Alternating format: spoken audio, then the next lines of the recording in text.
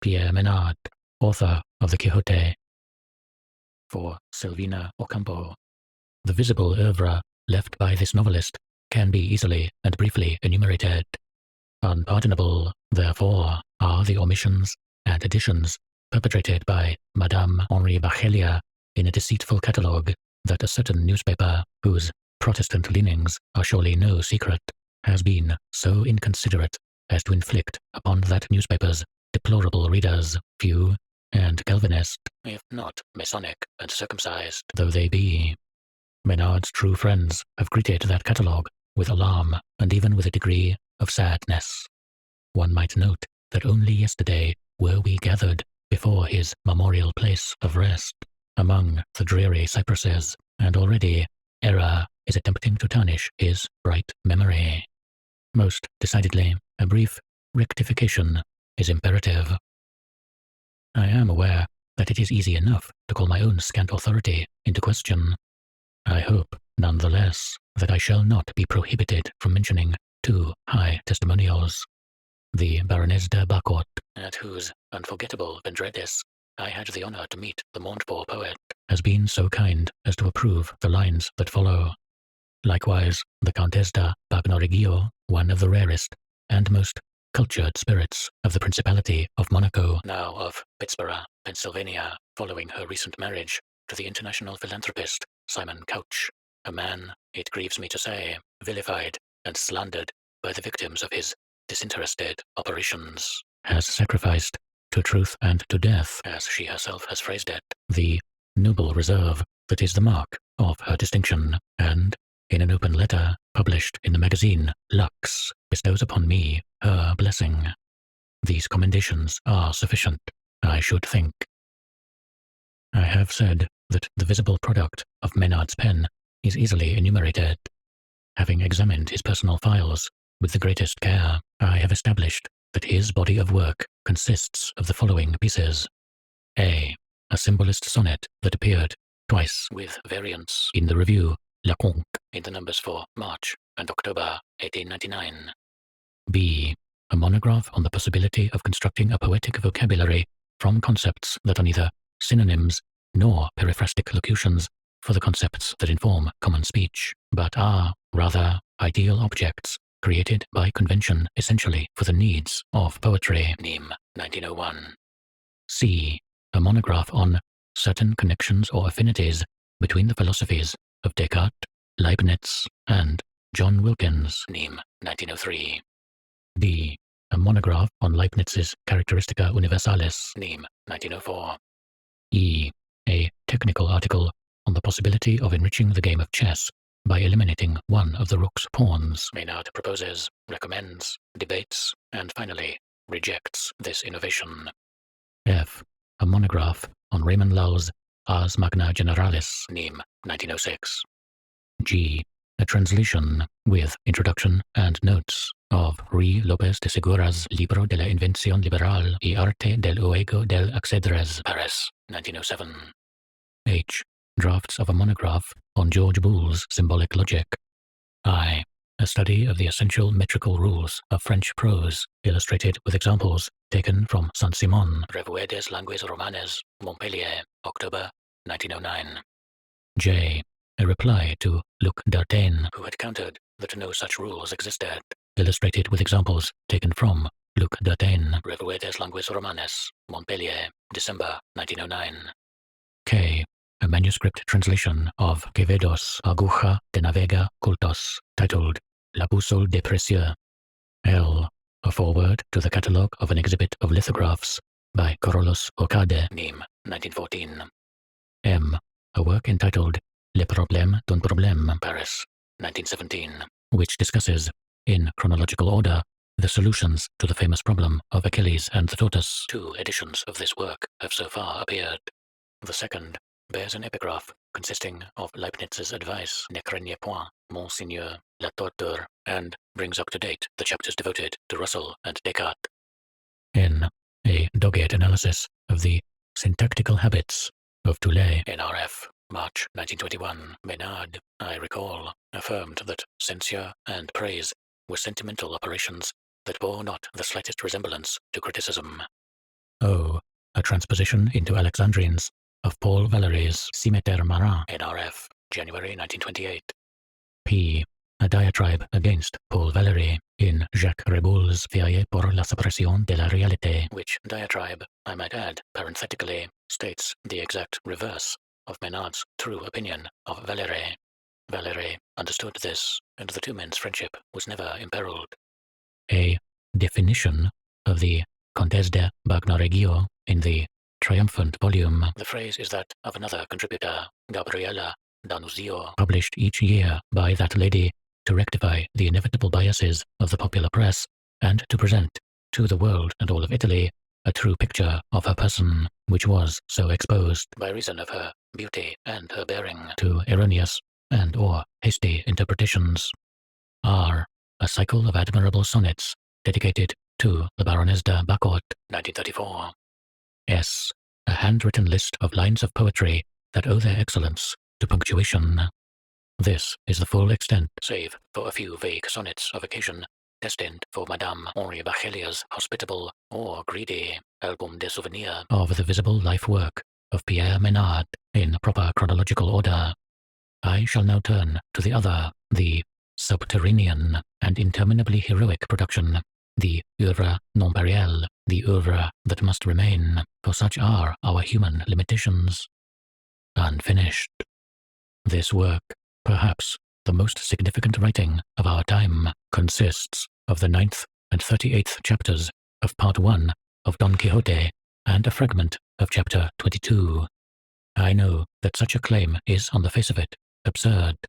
Justifying that absurdity shall be the primary object of this note. Two texts of distinctly unequal value inspired the undertaking. One was that philological fragment by Novales, number 2005 in the Dresden edition, to be precise, which outlines the notion of total identification with a given author. The other was one of those parasitic books that set Christ on a boulevard, Hamlet on la Canebière, or Don Quixote on Wall Street.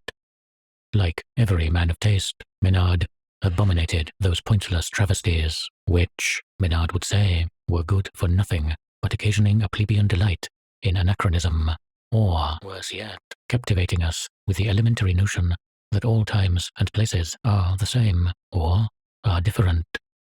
It might be more interesting, he thought, though of contradictory and superficial execution, to attempt what Daudet had famously suggested, conjoin in a single figure Tartarin, say, both the ingenious gentleman Don Quixote and his squire.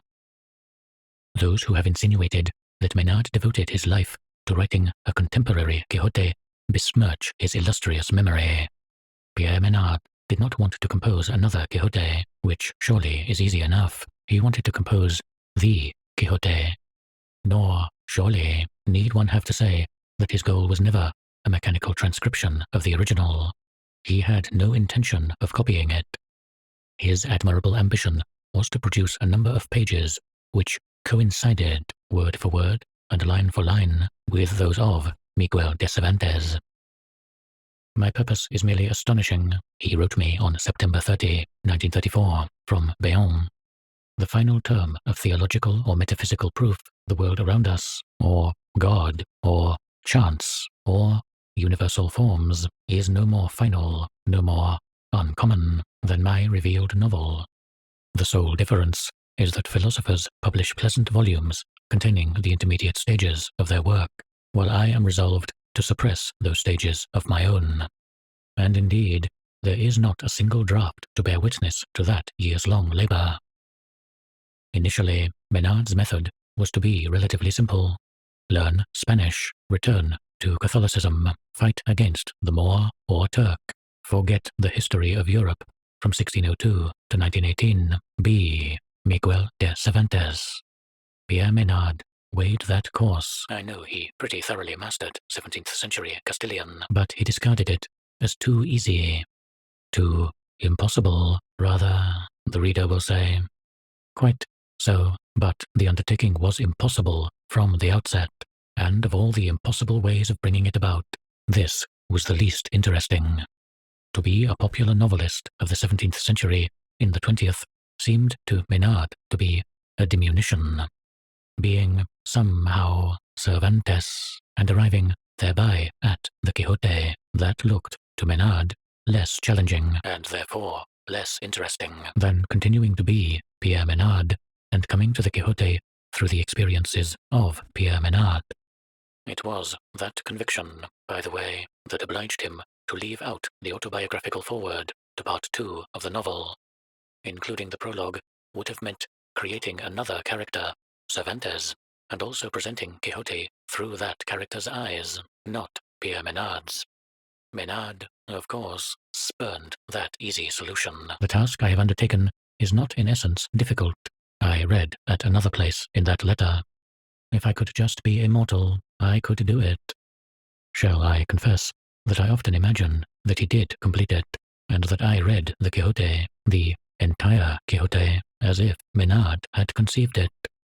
A few nights ago, as I was leafing through chapter 24, never attempted by Menard, I recognized our friend's style, could almost hear his voice in this marvelous phrase, the nymphs of the rivers, the moist and grieving echo.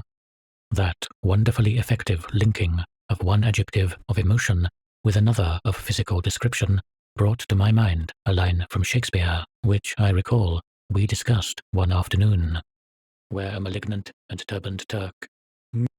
Why the Quixote? My reader may ask.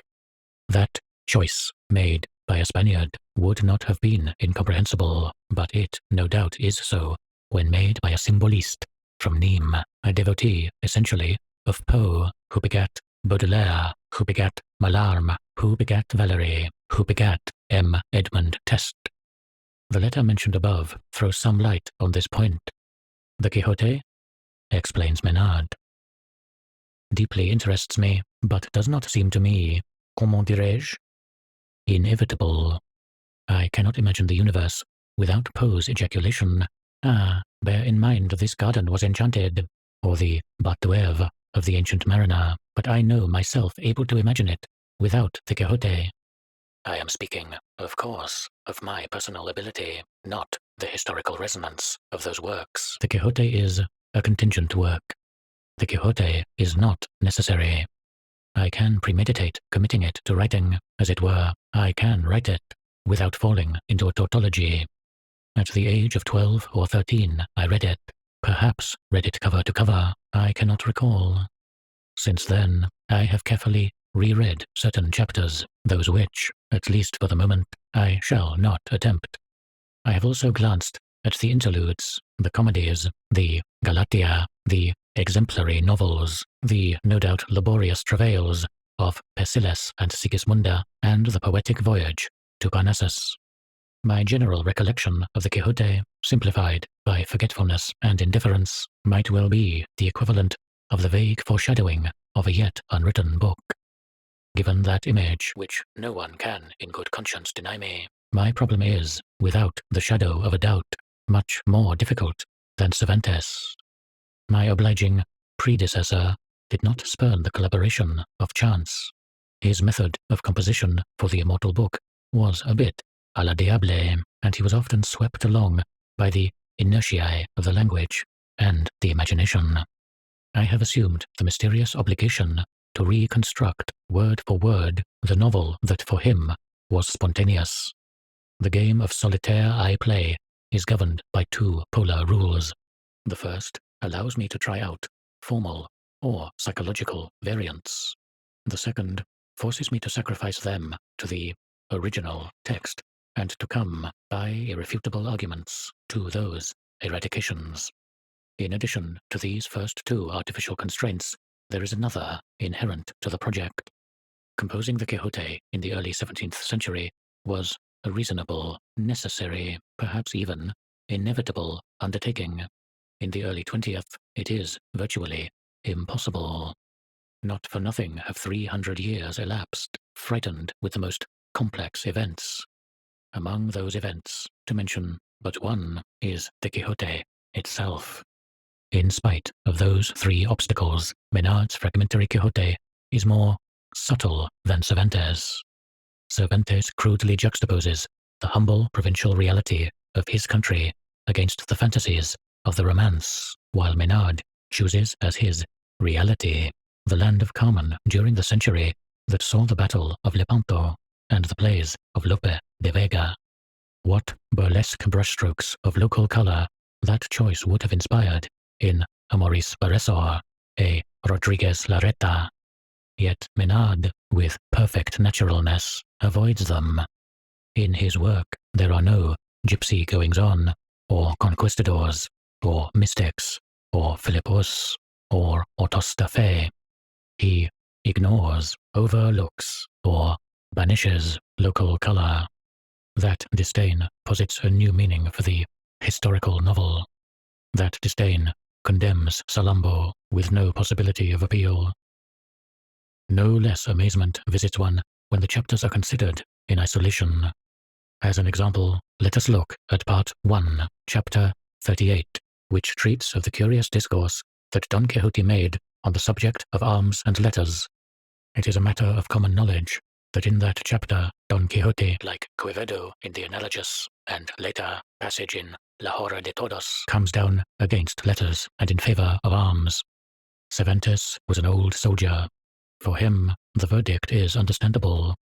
But that Pierre Menard's Don Quixote, a contemporary of La Trahison de Clerc and Bertrand Russell, should repeat those cloudy sophistries.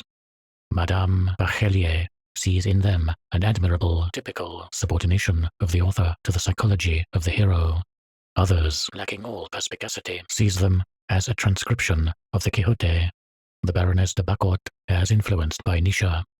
To that third interpretation, which I consider irrefutable, I am not certain that I dare to add a fourth, though it agrees very well with the almost divine modesty of Pierre Menard, his resigned or ironic habit of putting forth ideas that were the exact opposite of those he actually held. We should recall that diatribe against Paul Valéry in the ephemeral surrealist journal edited by Jacques Riboul. The Cervantes text and the Menard text are verbally identical, but the second is almost infinitely richer.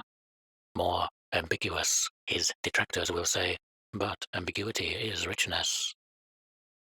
It is a revelation to compare the Don Quixote of Pierre Menard with that of Miguel de Cervantes. Cervantes, for example, wrote the following. Part 1, Chapter 9.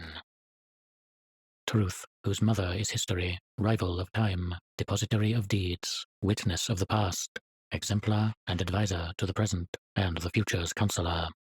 This catalogue of attributes, written in the 17th century and written by the ingenious layman Miguel de Cervantes, is mere rhetorical praise of history. Menard, on the other hand, writes, Truth, whose mother is history, rival of time, depository of deeds, witness of the past, exemplar and adviser to the present and the future's counselor. History, the mother of truth. The idea is staggering. Menard, a contemporary of William James, defines history not as a delving into reality, but as the very fount of reality. Historical truth, for Menard, is not what happened. It is what we believe happened. The final phrases, exemplar and adviser to the present and the future's counselor, are brazenly pragmatic. The contrast in styles is equally striking. The archaic style of Menard, who is, in addition, not a native speaker of the language in which he writes, is somewhat affected. Not so the style of his precursor, who employs the Spanish of his time with complete naturalness. There is no intellectual exercise that is not ultimately pointless. A philosophical doctrine is, at first, a plausible description of the universe. The years go by, and it is a mere chapter, if not a paragraph, or proper noun, in the history of philosophy. In literature, that, falling by the wayside, that loss of relevance, is even better known. The Quixote, Menard remarked, was, first and foremost, a pleasant book. It is now an occasion for patriotic toasts, grammatical arrogance, obscene deluxe editions. Fame is a form, perhaps the worst form, of incomprehension. Those nihilistic observations were not new. What was remarkable was the decision that Pierre Menard derived from them. He resolved to anticipate the vanity that awaits all the labors of mankind. he undertook a task of infinite complexity, a task futile from the outset. He dedicated his scruples and his nights, lit by midnight oil, to repeating, in a foreign tongue, a book that already existed. His drafts were endless. He stubbornly corrected, and he ripped up thousands of handwritten pages. He would allow no one to see them, and took care that they not survive him. In vain have I attempted to reconstruct them. I have reflected that it is legitimate to see the final Quixote as a kind of palimpsest in which the traces, faint but not undecipherable, of our friend's previous text must shine through. Unfortunately, only a second Pierre Menard, revising the labors of the first, would be able to exhume and revive those Troys. Thinking, meditating, imagining, he also wrote me, are not anomalous acts. They are the normal respiration of the intelligence. To glorify the occasional exercise of that function, to treasure beyond price ancient and foreign thoughts, to recall with incredulous awe what some Doctor Universalis thought, is to confess our own languor or our own barbarity. Every man should be capable of all ideas, and I believe that in the future he shall be. Menard has, perhaps unwittingly, enriched the slow and rudimentary art of reading by means of a new technique, the technique of deliberate anachronism and fallacious attribution. That technique, requiring infinite patience and concentration, encourages us to read the Odyssey as though it came after the Aeneid, to read Madame Henri Bachelier's Legende de son temps as though it were written by Madame Henri Bachelier. This technique fills the calmest books with adventure. Attributing the Imitatio Christi to Louis Ferdinand Céline or James Joyce, is that not sufficient renovation of those faint spiritual admonitions? Nîmes, 1939. Madame Henri Bachelier also lists a literal translation of Quevedo's literal translation of St. Francis de Sales's Introduction à la vie dévote. In Pierre Menard's library, there is no trace of such a work.